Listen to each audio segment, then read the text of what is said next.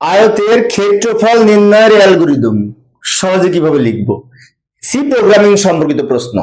অনেক সময় যদি বলে আয়তের ক্ষেত্রফল নির্ণয়ের গড় নির্ণয়ের এই অ্যালগরিদম লেখো, তো অ্যালগরিদম হচ্ছে একটা প্রোগ্রামের কোন ধাপে কি করব তার ধারাবাহিক বর্ণনা।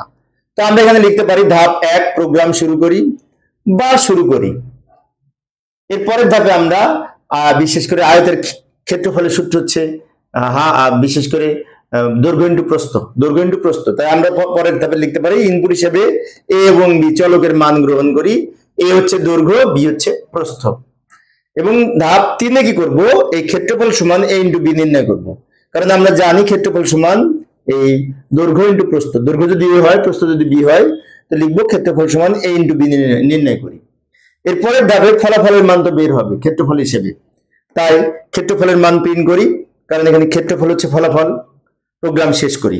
এই প্রোগ্রামের 3টা প্রধান অংশ, ইনপুট, প্রক্রিয়াকরণ, আউটপুট। ইনপুটে লিখবো এ বি চলক ভেরিয়েবল দৈর্ঘ্য এবং প্রস্থ, আর ক্ষেত্রফলে লিখবো দৈর্ঘ্য ইনটু প্রস্থ।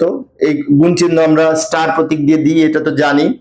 আর ফলাফলের মান এই ক্ষেত্রফল হিসেবে ফলাফলের মান প্রিন্ট করব। তাই লিখবো ইনপুট, প্রক্রিয়াকরণ, আউটপুট।